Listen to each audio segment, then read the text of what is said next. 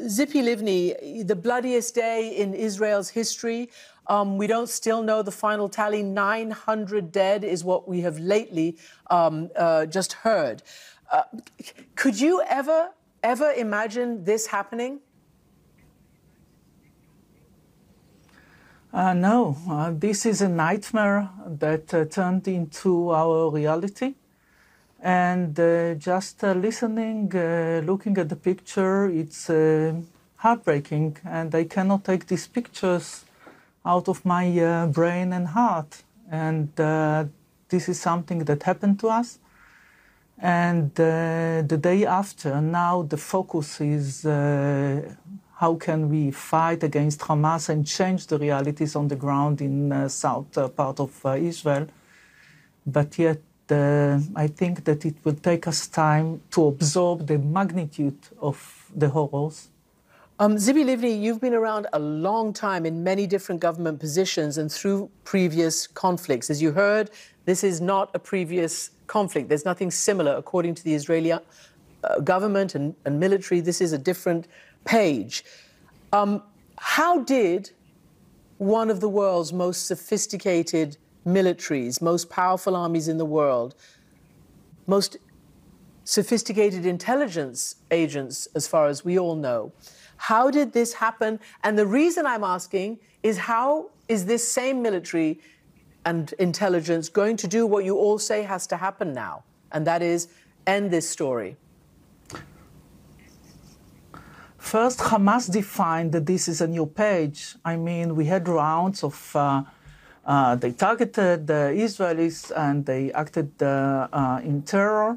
But what we saw now was a massacre, entering into houses, shooting babies, families, abducting families, babies, children, elderly people.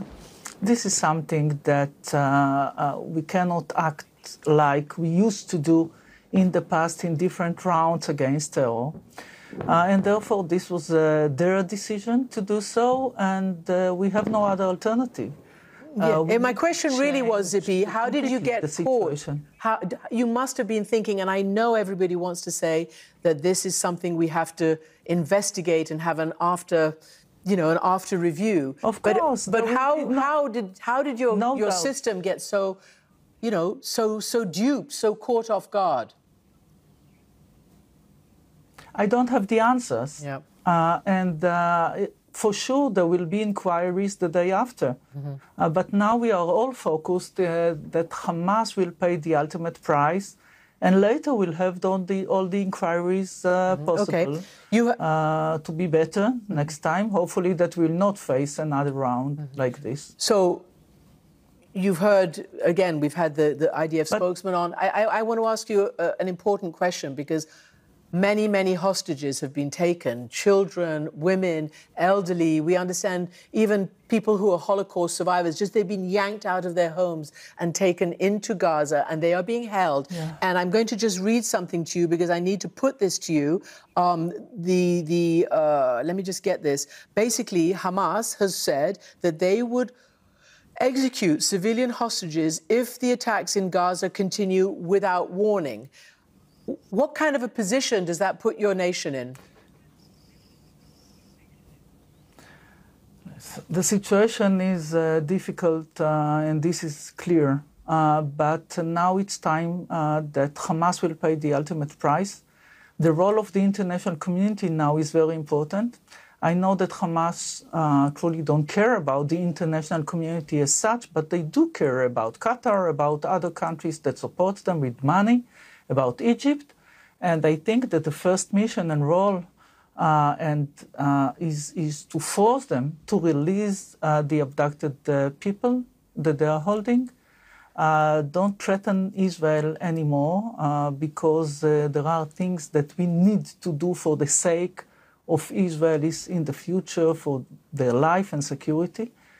And decision makers are now facing really difficulties. It's not even just describing the situation, but yes, now the goal is to make Hamas pay. Containment with Hamas didn't work. So as was said before, this should be a new page. Hamas cannot control Gaza anymore. They cannot, we are not willing to pay this price anymore. By the way, the Palestinians in Gaza are paying the price because Hamas controls them. And I think that this is also the moment to remind that the entire international community that we left Gaza Strip, we dismantled all the settlements, we pulled out our forces.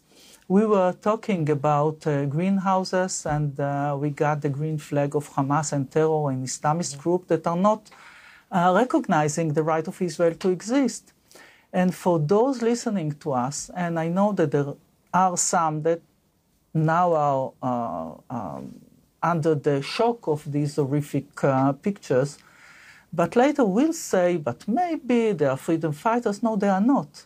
If they want to give freedom to their own people, what they need to do is just to stop violence and terrorism, to recognize the right of Israel to exist and to accept and to abide to Oslo Agreement. These are the requirements of the quartet for so many years, and therefore they are not legitimate. These horrors should be stopped. Israel should be supported by the international community when we will take the right steps to do so. And other players in the international community can influence, and they have different leverages on Hamas to do so as well, especially right now concerning the abducted citizens that they are holding. Tzipi, can I ask you a political question, which is a national unity question? Obviously, you are an opponent, a political opponent of the Prime Minister. Others are as well, but they're calling, like Yair Lapid and etc., Benny Gantz, call on us, we'll join you, we'll help you, government of national unity. It doesn't appear, at least yet, that has been taken up. Do you think that's a good and necessary idea? It's not helping the Prime Minister. I mean, there are different reasons why I believe that Netanyahu shouldn't be the Prime Minister, but now, as an Israeli, I hope that I'll see in the decision-making cabinet those that have more experience, experts on security, regardless to their political affiliation. This is needed. It's not just a message of unity to Israelis that are united now. And you should see, the volunteers, we are helping each other.